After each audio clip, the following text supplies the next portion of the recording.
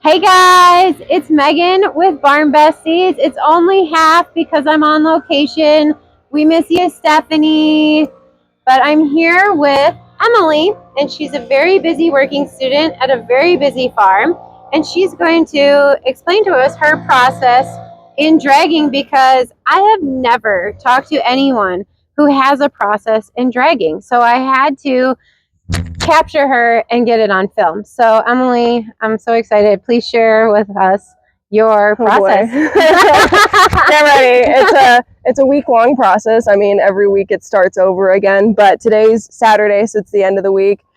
Typically on the end of the week, I drop the teeth on the tractor because as the week goes on, the footing at the bottom underneath gets packed. And then on the weekends, I can take it without water, so I let it dry up a little bit, and then it gives me a chance to drop the teeth, dig down into that packing, fluff it up, and then start it over for the next week. So what I need to do is I need to drop the teeth. So here's the teeth on the drag. I might have already dropped them, but this lever here pulls them up and down, which I don't know if you can see from that angle. You might have to come on this side here. But right now I'm lifting them up. So what I need to do is I need to turn them this way, and I drop them until it stops turning, and that's as deep as they go. And I noticed you raised the drag to do this. You did. You didn't do it on the ground. Why is that? On the ground, which I could flatten it back on the ground, but if it sits on the ground, you can't really turn it. Okay. It just, because it's on the ground, you can't really tell how much you're turning it. Yep. So by putting it up above, it gives me a better gauge as to how much change I'm making as far as where my teeth are sitting. Mm-hmm. And then we were also discussing, you can also, with these little arms, you can see this little, what would you call this, Emily? You can, and you don't have to do it because it's all set up for Emily to show us how to drag, but she can actually level it and make the drag unlevel. Yeah, so I mean, after wear and tear use, I mean, the bumping and stuff, it'll kind of cause this part to twist and turn a little bit, so it'll actually end up dropping one side of the drag. So every time before I drag, I check to make sure that it's level. Mm-hmm. And if for some reason it's really packed in one area and I need to kind of make it a little bit less level on that side so that I can kind of dig down, I love this I can option. Go up and down on this one, and I can do it on this one. However, it requires me to pull this pin out, pull the arm out, and then turn it. This one is an easier access, so I don't have to take anything off. I don't have to move any of the arms. Yeah, I've never seen this option, and I love it because sometimes at my arena, like one side will be a little bit higher for whatever reason. Just the way that it works.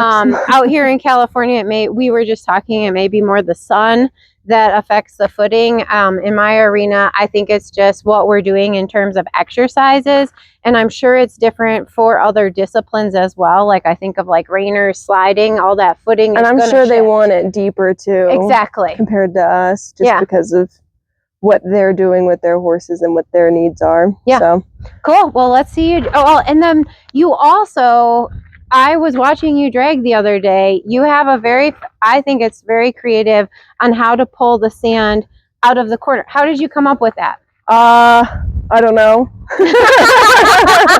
It just was a vision in my head, and I figured I could do it, and I've been doing it since. Yeah. It's like kind of one of those things that it just made sense. I was dragging, and I was like, you know what? It just makes sense if and then I just kept doing it, and I haven't stopped. And so on my big, really break down the arena day, whenever I like keep it nice and kind of dry so then I can really, really get into all the footing, I go in and dig into my corners and pull in from all of the entrances, pull in from all the corners. That way I break it up and so the corners don't just get left alone and they pack down, and then you get these weird divots. I don't have that. Was something that I just thought of one day. And I love it. I don't have that option.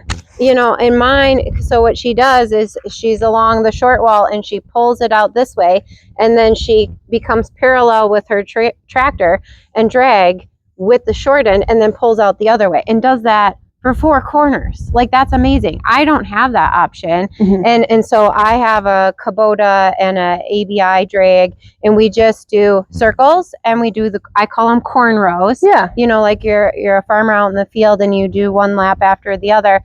But with mine tend to come up in the corners, and I'm like, I I wish I had this tractor to pull it out of my corners, because if we go too fast, It all just that flies. footing goes Yeah. into the corner. So I got to make sure who's ever dragging the arena go a little slow. So let's watch you drag. Do you want to keep this? Oh yeah, good. So I don't like deafen everybody. Emily, thank you for talking with us.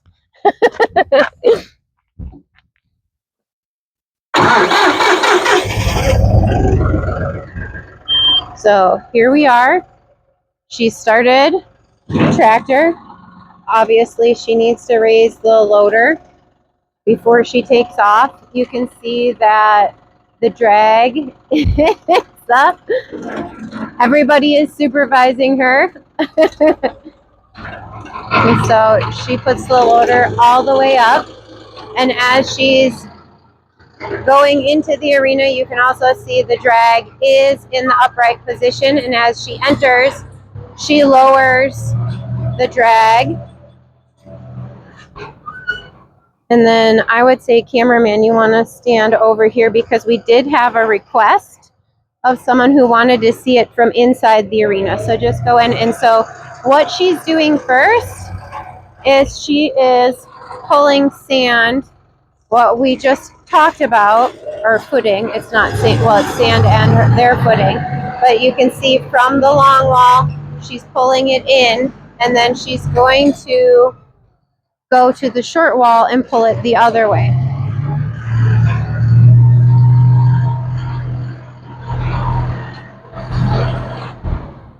And it's great because you can see the drag from the side. You can see how those tines dig in, but then you can see how the blade levels the footing.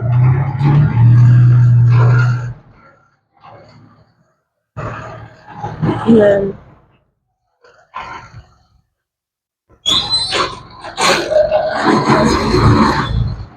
and she really got into the footing there.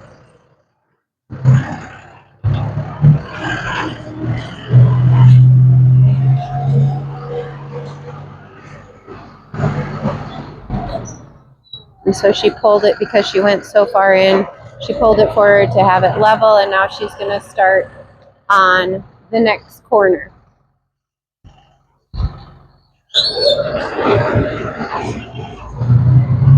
So it's a pretty in-depth process that they go through throughout the week.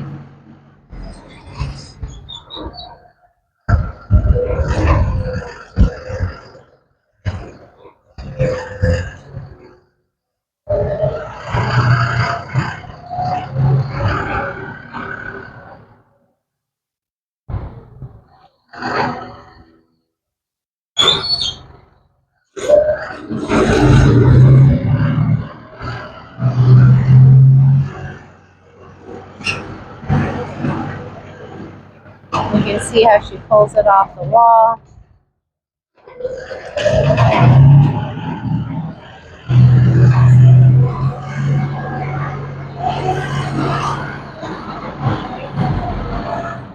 In every opening, she also does this as well, because where there's a separation in between the railroad ties, the footing is going to move. Horses move, footing, drags, tractors, whatever is on your arena is moving the footing. And honestly, footing is so important. It's so important that you have good footing, the appropriate depth of footing, so that way your horses aren't being injured or maybe becoming stone bruised if you don't have enough footing. And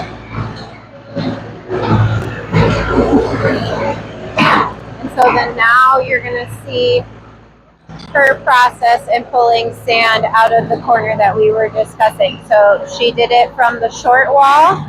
Now she's coming from the long side and pulling footing out of the corner. And she does that for every corner. So that's a lot.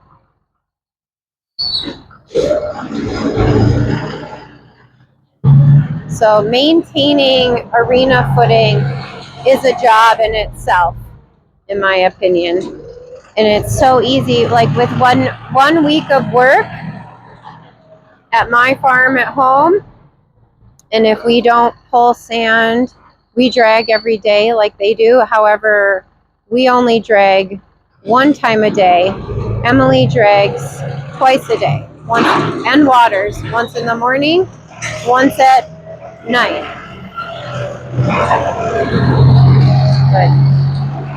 And so then, let's see what she does next. I didn't ask her. Okay, so she's going to the other two corners and pulling the sand out, and then we'll see how she finishes dragging the arena.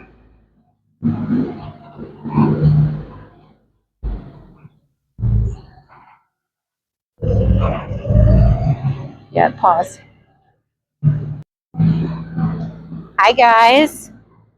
We did not video all four corners because we didn't think you'd want to see that long of a video, because it's the same for each corner that she pulls the footing out. And so she has completed that. And now we've come back and you can see how she's doing circles to move the footing. And so for me, it appears she did a full 20-meter circle, and now she's spiraling in to a smaller circle. And then, so she moves the circle, so it looks like, oh, now she's moving the circle down. So we're just gonna watch and see how she drags her arena. I do circles first, and then I do cornrows. I think it's awesome how everyone has a different version of dragging the arena.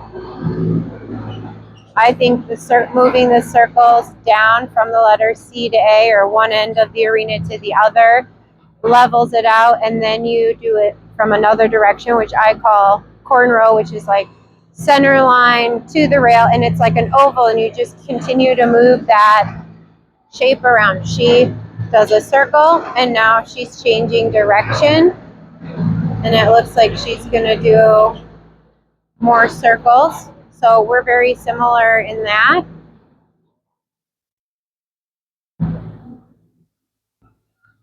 And you can see with her process how the footing, I think, has become much fluffier and lighter.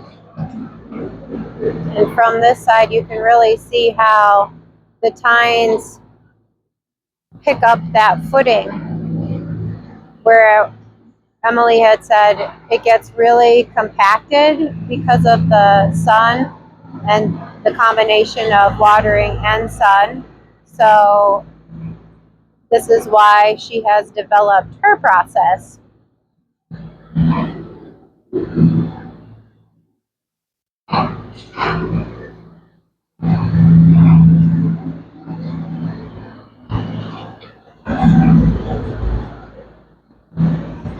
So we will not video the entire dragging. I think you guys get the idea on how she has developed her process, and we will leave you with that. And I will say thank you so much for watching our videos. Please hit the like button. Please feel free to share with anyone who may need help with their drag, with forming their own process. We love it when people take ideas from our videos. And then, of course, make a comment, and please, please, please subscribe to our channel so we can continue making these great videos. We love to be appreciated and know that you're using the knowledge that we share with you. So I hope you have a wonderful day, and thank you for watching. This is part 3 in our series with Emily on watering and dragging in an arena in California. Have a great day.